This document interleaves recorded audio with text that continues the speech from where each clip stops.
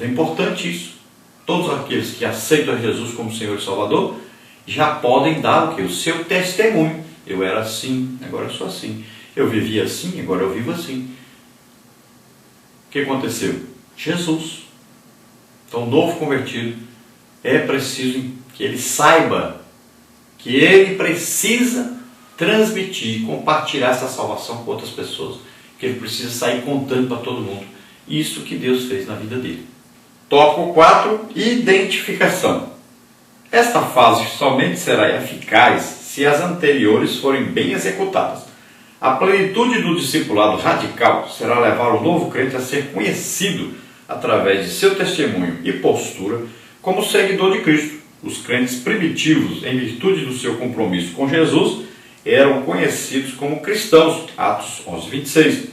Hoje, mais do que nunca, devido à brevidade e à urgência destes dias, carecemos de homens, mulheres e crianças que sejam identificados como discípulos de Jesus Cristo. João 8:31. Então, olha, em Atos dos Apóstolos nós vamos ver que os discípulos passaram a ser conhecidos como cristãos, ou seja, parecidos com Cristo. O que eles tinham parecido com Cristo? Então, o seu testemunho de vida e o seu testemunho de Deus presente no meio deles, através de quê? Sinais, prodígios e maravilhas. Por isso foram conhecidos como cristãos. Falavam de Cristo, viviam como Cristo e tinham em si o poder que vinha de Cristo. Jesus era conhecido pelo quê? Pelos seus milagres. Qualquer lugar as pessoas passavam e diziam: Jesus esteve aqui? Esteve. Como é que você sabe? Um aleijado andou, um cego ouviu, um surdo ouviu. Um milagre aconteceu. E aí os discípulos eram conhecidos como o quê? Olha, esse povo aí faz os mesmos milagres que Jesus fazia. Pregam a mesma coisa que Jesus pregava. Vivem da mesma maneira que Jesus vivia. Olha, a identificação do cristão. Então, o novo convertido deve ser levado a se identificar, ser parecido com Cristo, praticar o que Cristo praticava, viver o que Cristo vivia. Então, esse novo cristão deve ser conhecido como cristão agora. No final dessa parte, nós temos aí um quadro que diz discipulado integral, características, doutrinação, ensino das verdades centrais da fé cristã. Integração, o novo convertido precisa ser acolhido para que sinta que é parte da igreja. Treinamento, o novo convertido precisa ser treinado para alcançar outros com as boas novas. Identificação, testemunho de vida, o novo convertido precisa ser identificado como seguidor de Cristo. Na parte 3 nós temos aí a igreja da evangelização integral. Tópico 1, promoção. Tópico 2, comissão. Tópico 3, manutenção. Então, a igreja da evangelização integral é caracterizada por 3 ações básicas na divulgação do Evangelho de Cristo: promoção, comissão e manutenção. Tópico 1, então, promoção. À semelhança de Antioquia, a igreja da evangelização integral não vive de si e para si. Antes, promove a proclamação de Cristo em todos os âmbitos. Atos 13, de 1 a 3.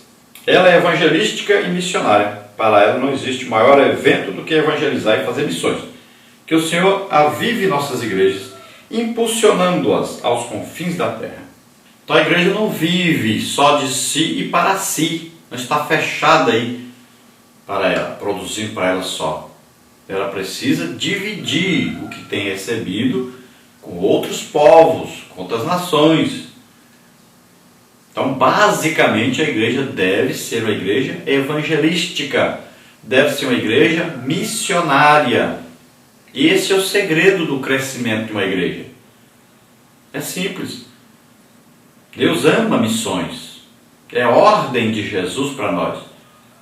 Veja o nosso exemplo de Imperatriz, com aí querendo atingir já 700 missionários em 23 países, né?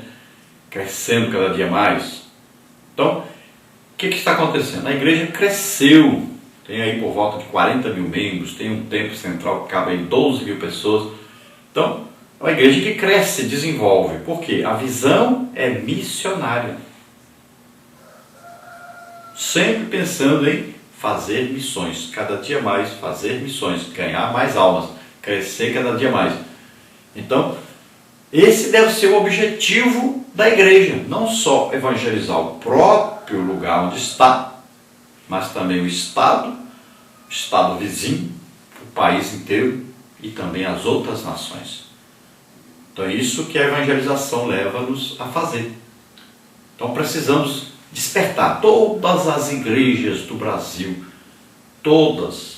toda congregação deve trabalhar para enviar um missionário pelo menos. Imagine se cada congregação do país aí, do Brasil, cada uma, tivesse um só missionário. Imagine quantos missionários haveriam no Brasil hoje. Quantos missionários estariam ganhando milhões de almas, né? Olha aí, imagine se cada pastor congregacional colocar isso na sua cabeça, na sua mente, obedecer ao ID de Jesus, só isso, obedecer, seguir, o que está lá. Leia o livro de Atos dos Apóstolos todo dia, leia, vai lendo todo dia, vai lendo, para você aprender o que é igreja, como funciona a igreja, qual o objetivo da igreja.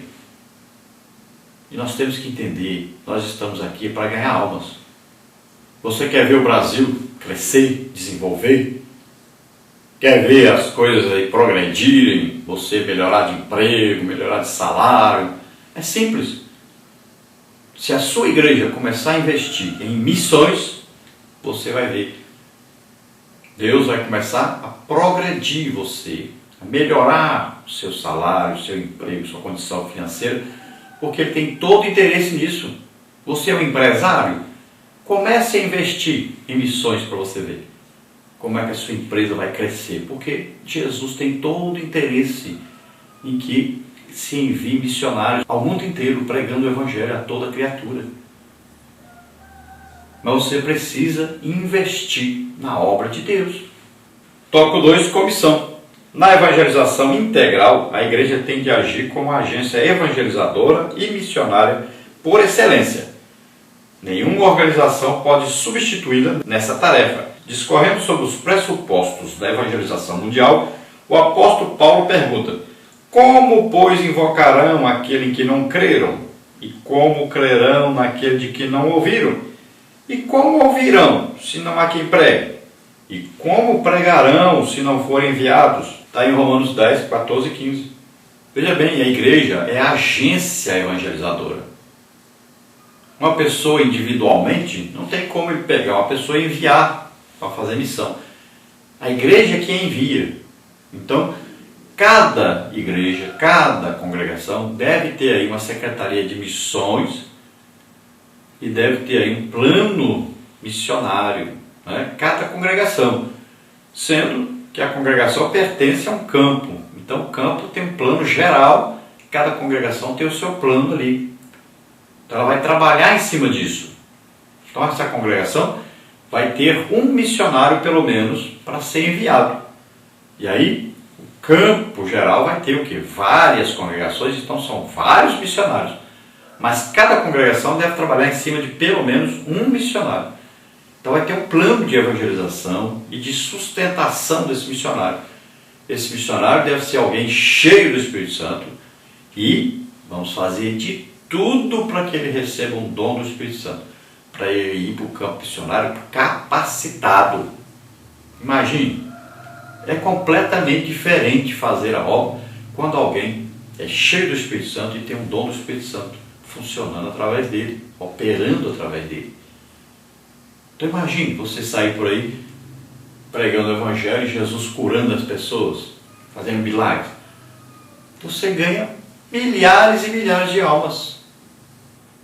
Funciona do jeito que está na Bíblia, do jeito que está em Atos dos Apóstolos. Então essa capacitação de Deus é que vai acompanhar esse trabalho, e esse trabalho vai produzir muito, mas muito mesmo. Então Paulo fala sobre isso. Por que as pessoas não se convertem? Porque não há quem pregue. Por que não há quem pregue? Porque não tem uma igreja que envia. Por que a igreja não envia? Porque não há quem sustente. Então é preciso haver isso aí.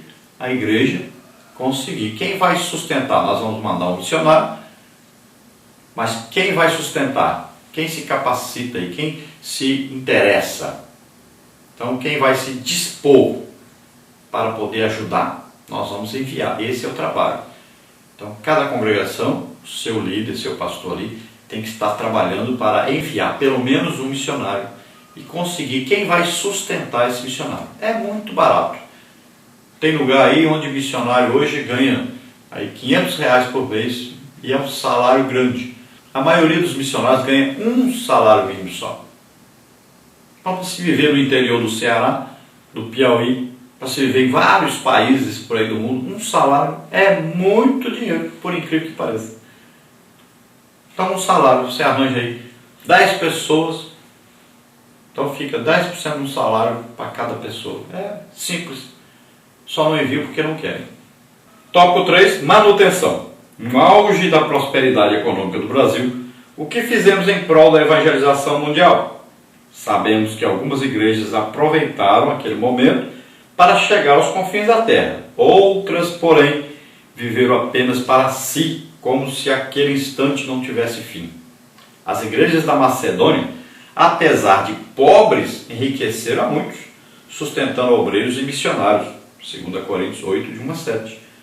Nesta crise que ora atravessamos, demonstremos a nossa fé, mantendo as frentes evangelísticas já iniciadas e abrindo outras.